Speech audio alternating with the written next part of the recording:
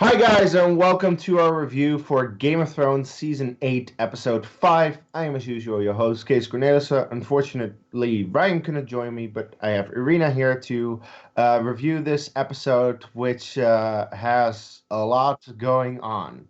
That's really all I'll say about that. Irina, how are you doing? You saw the episode. What are your overall thoughts? I saw it like 30 minutes ago. I'm still processing. Yeah, that's I'm a little. I'm feeling a little numb. I don't know why.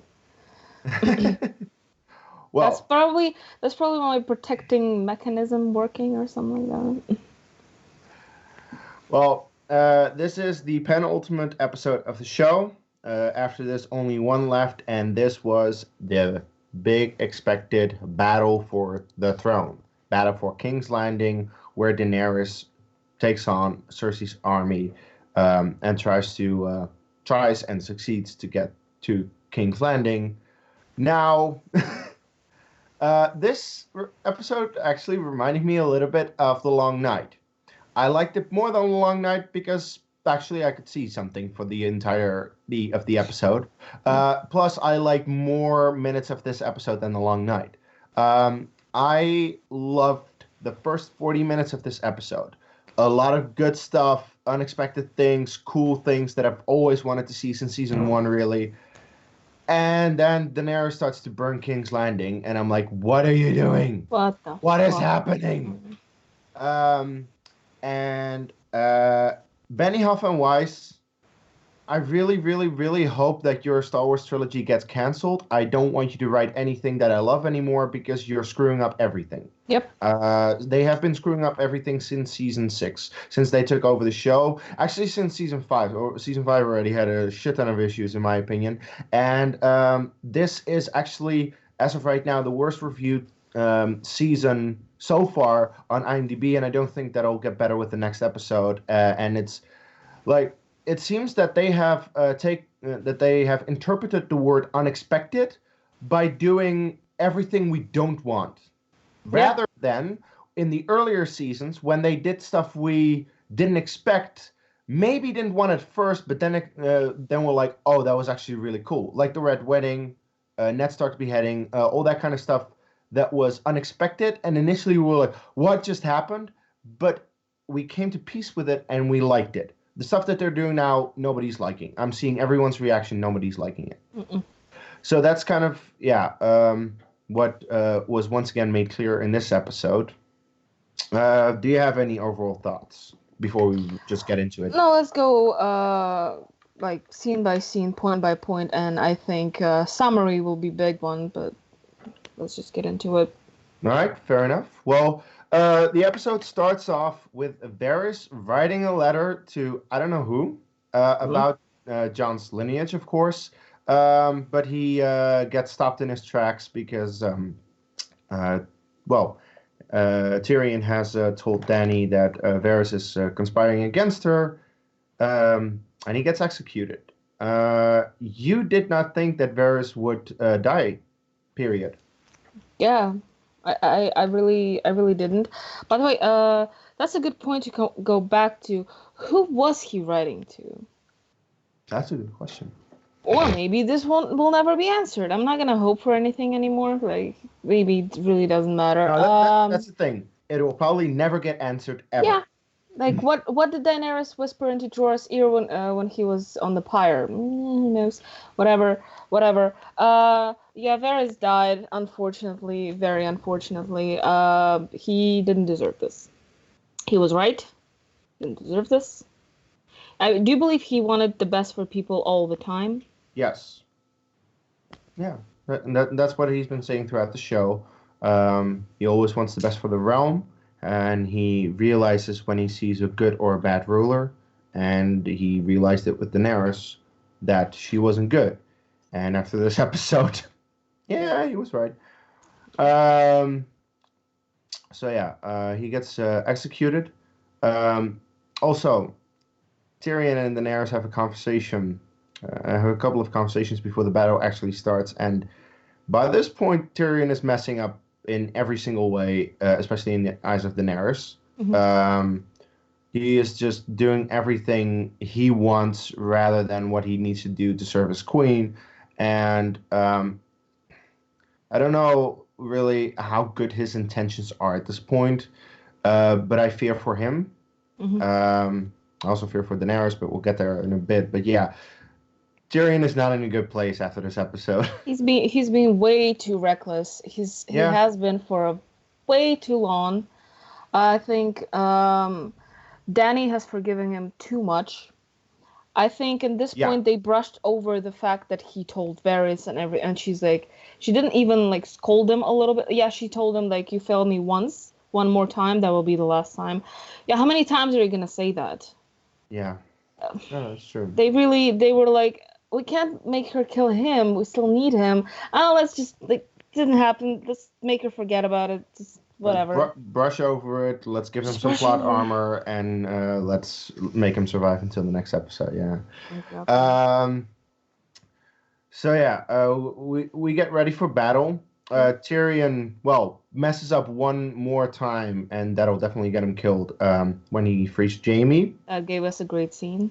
It gave us a great scene. I teared up a little when I saw Jaime and Tyrion hug because you genuinely believe their bond as brothers. They love each other, and they always have. And it's just well, you knew the moment I at least we both knew when Yeah. we were watching that scene. This is the last time they see each other. And And this is Jamie's last episode. That was 100%. oh yeah, but then again, we've been calling that Yeah. Jamie would die for a while now. Just the Mm-hmm. way that he did. We'll get into that. We'll get to we'll Anyway, get there. at this point, I'm still liking this episode. Yeah. Arya and Sandor show up as we expected. They want to kill Cersei in the mountain, and they manage to get through the gates, and then they go into the city, and yeah. Then we get into the battle. A long anticipated battle that I think everyone has wanted to see for a while. Um, and what I said, like I just said it to you before we started the review. Mm-hmm. This episode is everything I've wanted since season one, but not the way I wanted it. I have one I mean, there's a reason that I'm wearing a Targaryen shirt. There's a Targaryen sign over there. I have loved Daenerys since the first episode or first season when she got the dragons. I just wanted her to get to King's Landing, take the Iron Throne, and be the ruler. And the first half of this episode was really awesome. Oh There, yeah. oh my God, the way that she was just burning the Iron Fleet and the Scorpions. Scorpions.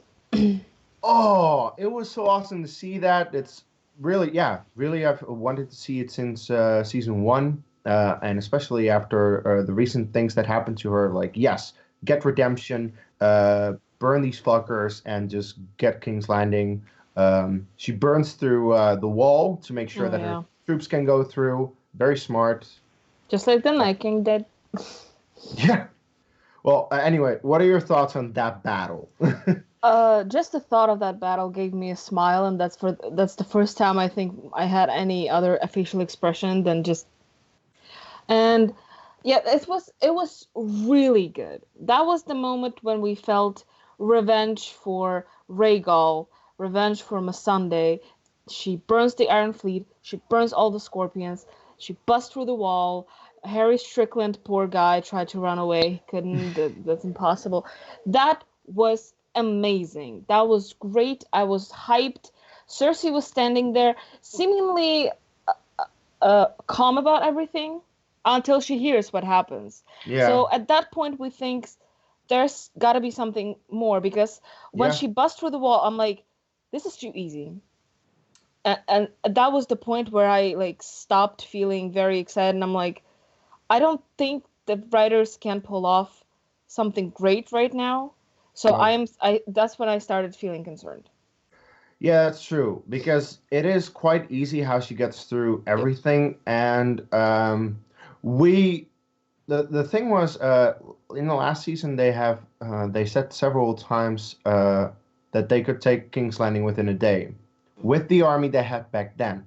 All the Unsullied, all the Dothraki, 3 dragons, and just Daenerys at full strength. This was Daenerys at half strength, and still Took they it in what, 30 minutes? and still they managed to take it in a matter of just a few hours, less than that even. So it was very easy, and that was there indeed the concerns started to come.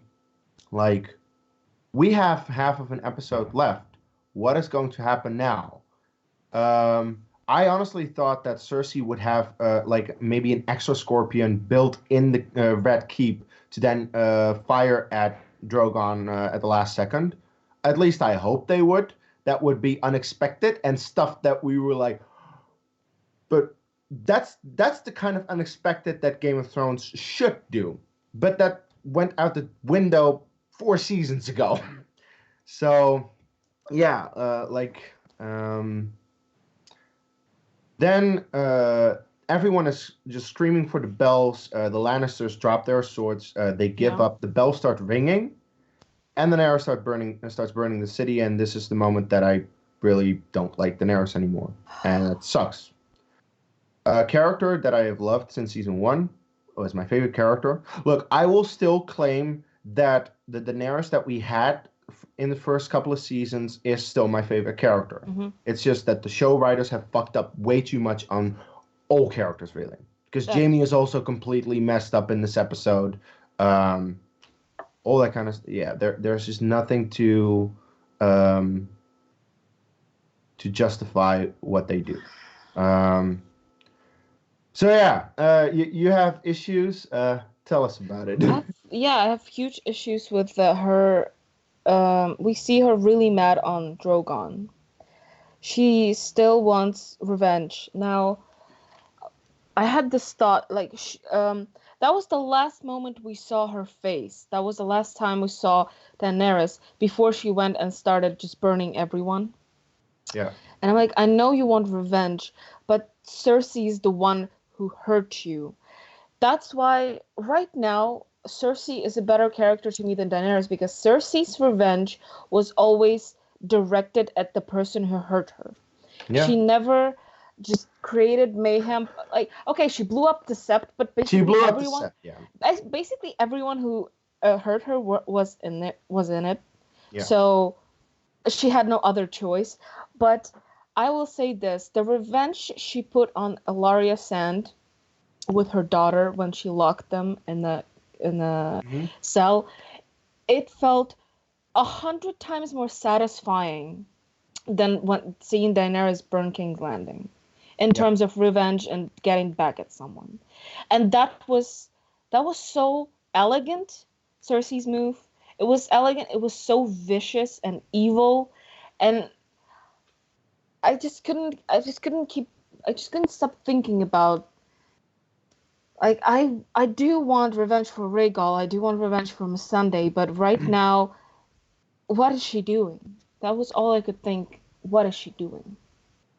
Yeah, she just went AWOL, just berserk, and that's a choice that the show writers made, and I'm like, this is officially the moment where I don't want them to write anything else that I love. And I'm not excited for the Star Wars trilogy that they've announced. I really hope they don't go through with it, but they probably will, and it sucks. And I feel like they have. I'm sorry. I feel like they have issues with doing smaller moves with characters. So they go for epic, huge battles. The Long Night. This one, they can't do an intricate, small scene like. You know what I mean? Like just Dany getting to Cersei and making her suffer. Yes, Cersei was terrified, but I'm like, that's it? Yeah, it would have been I think it would have been so much more effective if the moment that Daenerys starts flying on Drogon again, she just literally flies to the Red Keep and just hovers on Drogon, watching Cersei and just staring her down, essentially. Like, I think that would have been so much more effective than what happened, because that's also the thing. What has Dany wanted since season 1? The Iron Throne. Where's the Iron Throne? In the Red Keep. What happened to the Red Keep? It's completely destroyed. So great job on getting that Iron Throne. Look, she finished what her father started, basically. He wanted to burn them all. No, that's Thanks. true. Thanks, baby girl. Thank you, baby. Fuck. I'm just. Yeah. And the thing is, like, throughout the entire show, so many times people have told her about her father, and she has acknowledged what her father did, and that it probably wasn't good. And she wanted to be different, and she wanted to, yeah, she wanted to be different. She didn't want to be Queen of the Ashes. No, make it a better place. And what does she do? She just burns the entire city. So I'm just like, well, any kind of character development, character arc that she has throughout the show, bye. And the same goes for Jamie. Oh. Jamie, the thing was in the first in the last episode, I mean, so episode 4, Jamie says goodbye to Brienne. Well, essentially by saying, I'm hateful. I've always been hateful, and I'm going back to Cersei because I love hateful women. And you and I both thought, oh, that's probably Jamie just saying that to protect Brienne, so that Brienne doesn't go with him, because he knows that he'll probably end up dead because of it. And if he literally says to Brienne, "Oh, I'm gonna go to Cersei and kill her," then Brienne would have wanted to go with him. So he was essentially protecting her. But no, you didn't want to kill her. There was no intention whatsoever, and they died together. And yeah, and he, like, Jamie was one of my favorite characters, and then that happened. So like, I'll take over for a second about Jamie, because at the end of season 7, season 7, he became my second favorite character, which is huge. I think the writers didn't. He was the only one who they didn't mess up until the end of the season 7. Now. It's fine.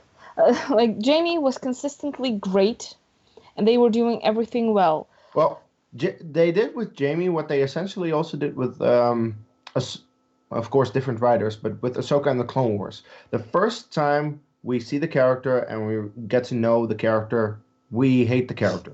Like, I remember that when Ahsoka was introduced. Okay, to be fair, it's a different kind of hate. When Ahsoka was introduced, everyone was just annoyed by her and thought it was a terrible character. But then they completely turned us around on her by the time Rebels came out, because now Ahsoka is one of my favorite characters. And the same happened with Jamie. When he started, he was so despicable. He was just mean. He pushed the kid out of the window. He killed one of his family members just to get to Cersei, and it was always because of Cersei. So when he made that arc, going with Brienne, and just, being a good person, and actually being the only Lannister from the forces to show up at Winterfell for the battle against the army of the dead, I was like, okay, he has completely come around since season 1, and he is great. And down the drain. It's like Barney Stinson in How I Met Your Mother. Yeah, why did they make him get with Brienne? Like, that was my probably the most extended point I told you before the review. Yeah. Why did they make him get with Brienne? If you do something with characters, you gotta have a purpose to that, especially when you have only 6 seasons left. So 6 episodes. I'm sorry. 6 episodes left. So for Jamie, that did nothing getting with Brienne. Absolutely nothing. That only. Actually, I was just thinking, well, he stayed faithful to Cersei until the end. No, he got with Brienne, and that didn't feel just physical. That felt more. So they also shed all over the only thing, like, he was loyal. He was always loyal to Cersei. Well, not the previous episode. So that did nothing to his character, and that did nothing. Okay, that did something to Brienne's character, but they're not going to focus on that the next episode. No. So why do that? My question is, why did they get them together? That did absolutely zero. You can cut that out of the previous episode, and we won't lose anything. No. And that's the thing. We actually really loved it when we saw it in the previous episode. Yeah. We were thinking, oh, that's nice, and that's Yeah. hopefully it goes somewhere. Nope.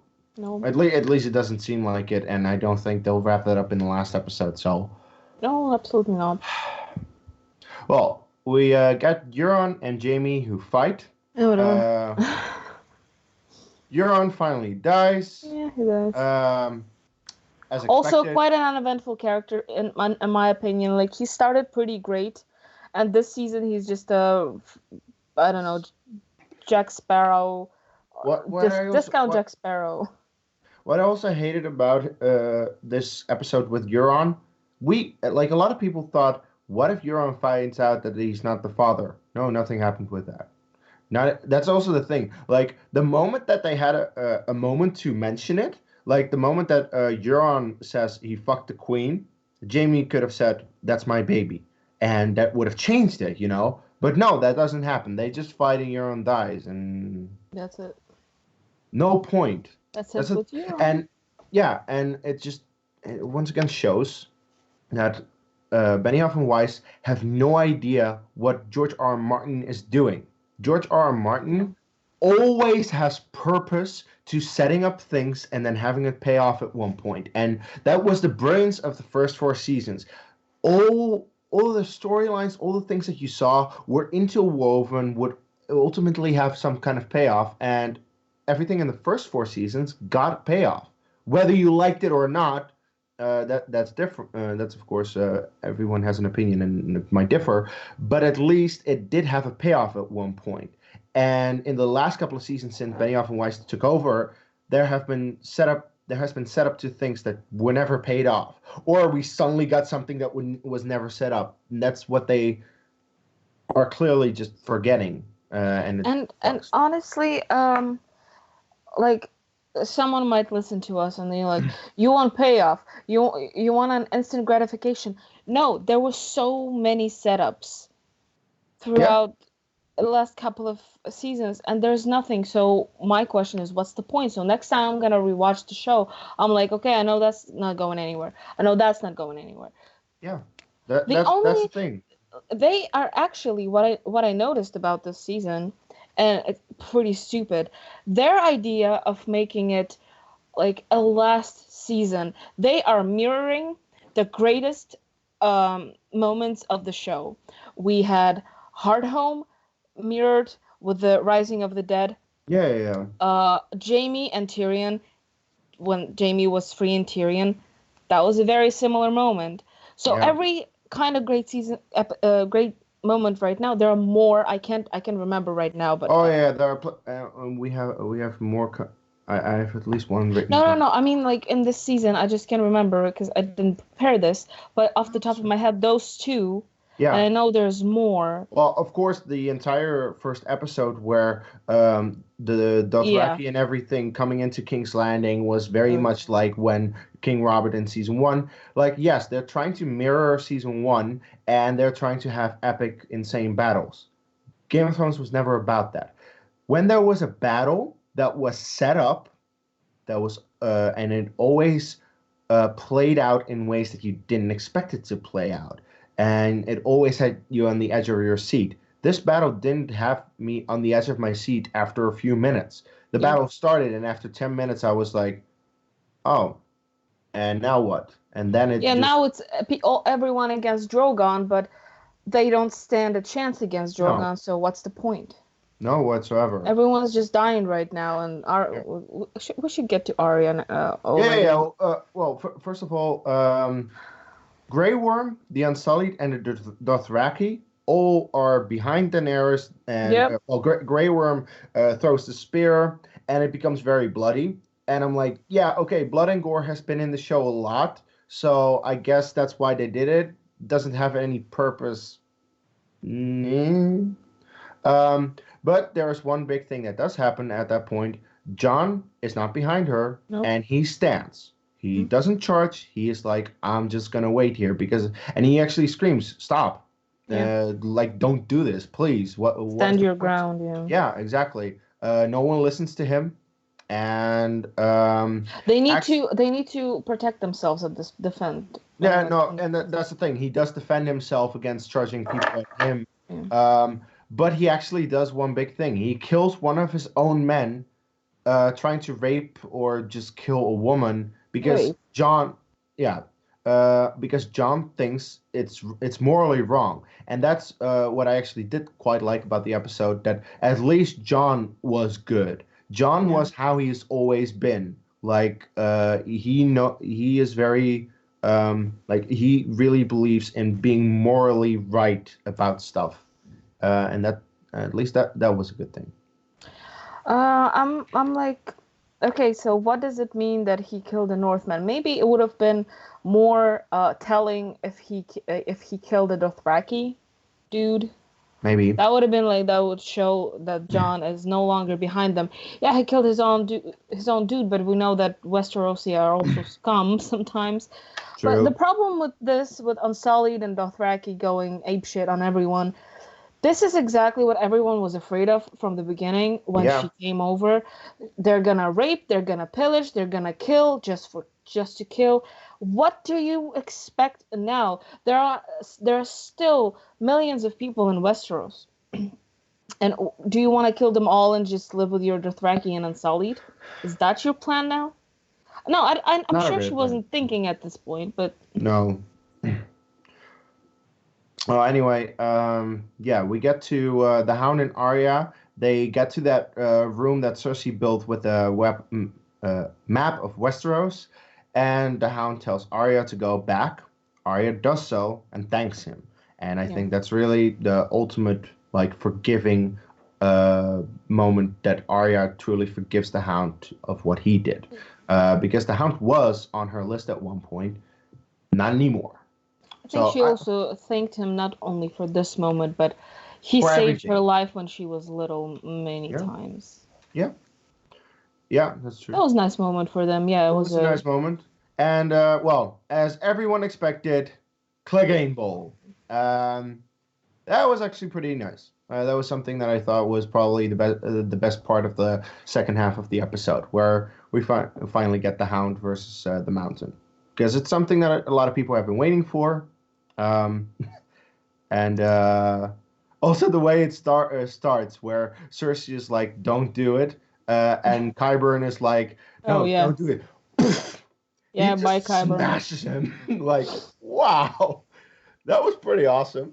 So that was one of the few things I enjoyed about the second part of the episode. I didn't really like the scene, at least the execution of the scene, because it was, look, effects on the show are great, but I think this season is very green screen heavy.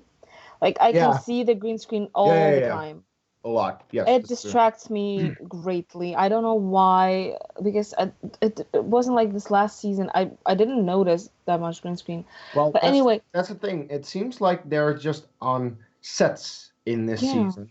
Like, especially on that staircase, only the staircase was real. The rest was probably green screen, but it doesn't look like it. And in previous seasons, what they would do is build the entire set, build the wall with the gap in it and stuff. That's what they would do. But green screen it all. Why not? So this seems rushed. Not only the writing, maybe that's the answer. The writing is also rushed.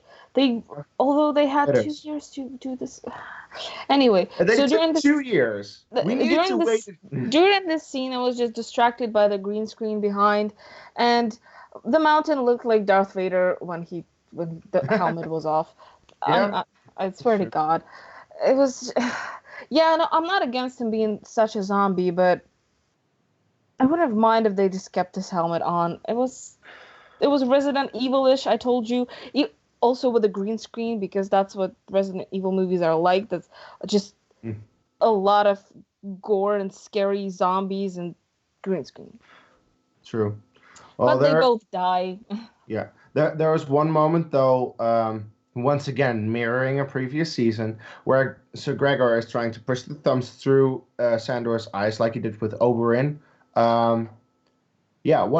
Once again, they're trying to focus way too much on mirroring Yeah, they're probably thinking, previous. "Oh my God, look at us! We're so great. We're neatly tying everything together. Yay!" No, you're not. But yeah, that's one sibling pair going out together, and the other sibling pair are Jaime and Cersei. They're trying to get out. The way is blocked, and then everything just collapses upon them. And yeah, rest in peace, Jaime and Cersei. They actually had a nice moment, Yeah. but if it wasn't, If it wasn't because of Jaime's character had been completely ruined, it would have been a nice moment. yeah, if he stayed faithful to her until the end, if he was like, "I'm fighting with you, but I still love her. I will always love her. Uh, I might not go back to her. I might never see her, but like she has my heart or something like not like this." But if he was open about just being faithful to her, Yeah, even though he's against what she's doing, but no, like she got with Brienne, so you're completely undermining he got with his Brienne. faithfulness to Cersei. He got with Brienne. You said she. Oh, sorry. Because I'm just I know, I yeah, know. things are coming to me. And now, yeah, the last point that I have, Arya, talk to me. So what did I tell you? Did you guys notice the biggest plot armor around her the whole time? How many times did we see her being covered by something and then waking up surrounded by smoke? A tower falls on her, she's okay. Smoke covers her, she's okay. Fire covers.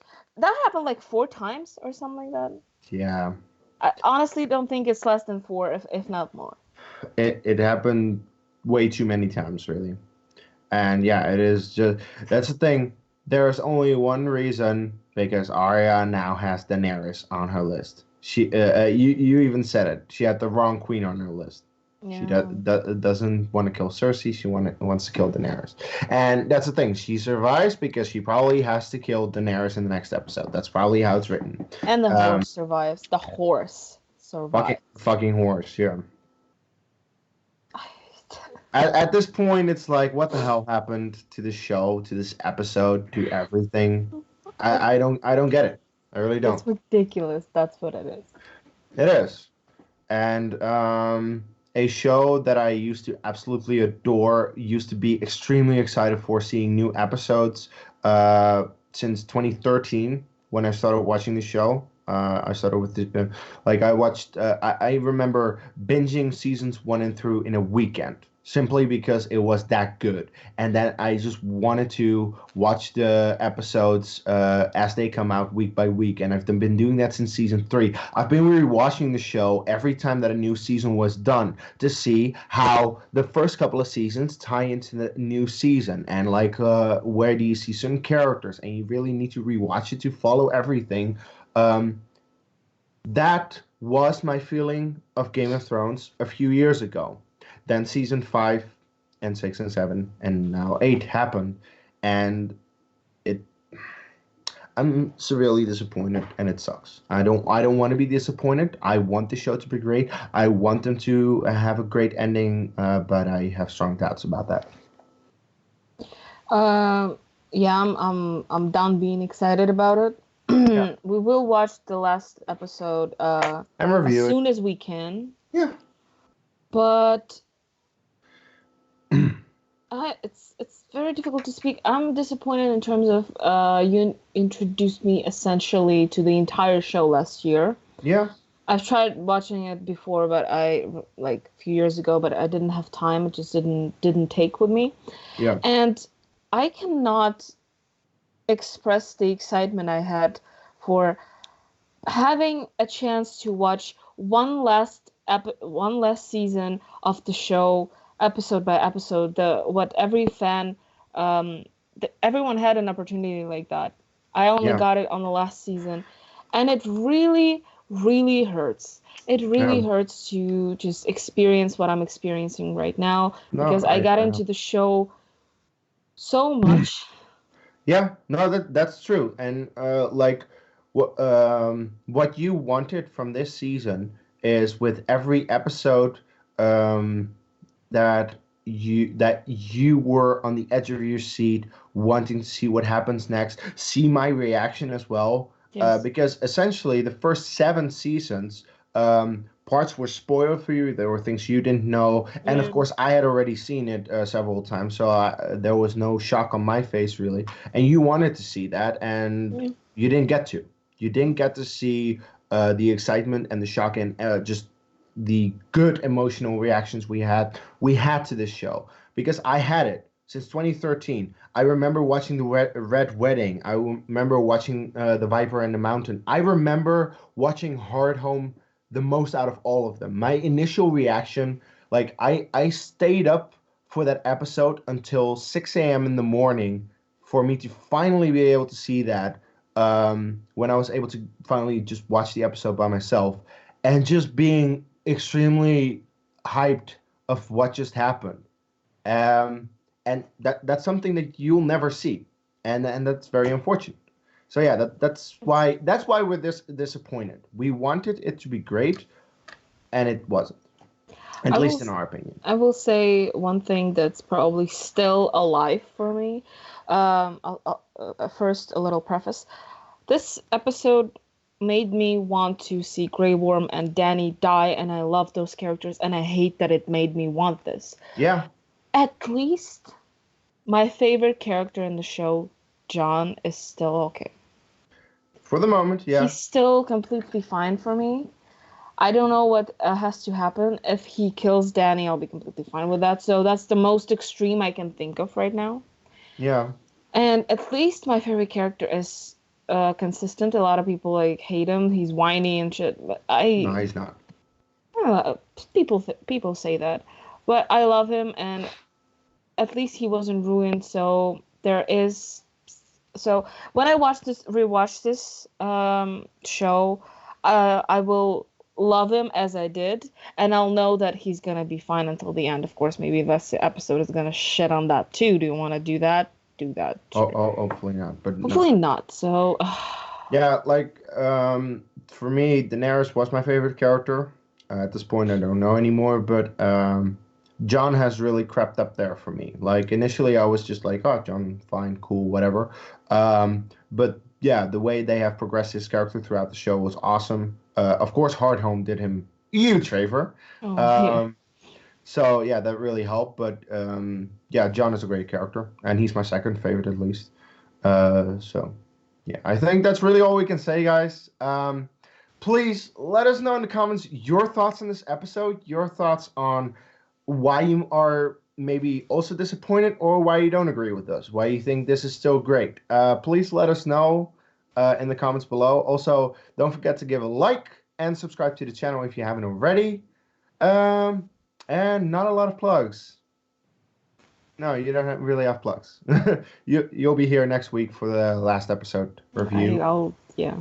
That's true. Well, anyway, you can follow Dedicated to Art, of course, right here on YouTube, but also on Twitter and Instagram at D2A Channel. Simply Dedicated to Art on Facebook, our Facebook page, if you want to stay updated with us there. We have a new podcast feed that Chris launched a few weeks ago, where you can follow all the episodes of the Who Cares Anyway podcast.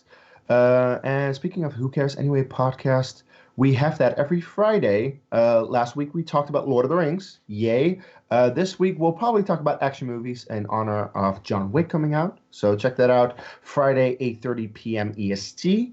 Am I forgetting anything? Well, next week, of course, the final episode of Game of Thrones. Check it out or don't. At this point, I don't really care that much anymore. That's unfortunate. But yeah, we'll definitely watch it and review it, regardless of how it is. Yeah, we do Schmodown reactions. If you know the Schmodown, movie trivia, if you like that stuff, check out our reactions. Today, I believe, we react to Kevin Smets versus Hector Navarro in the Inner Geekdom division. That's, of course, today for Patreons and from Thursday on for people who are not a Patreon of the channel. You can follow me at Dutch Movie Guy on Twitter, Kees Cornelis on Letterboxd and Facebook. And that's about it. So, guys, until the next episode, take care. And I need to shit. I forgot to tell Chris. Bye.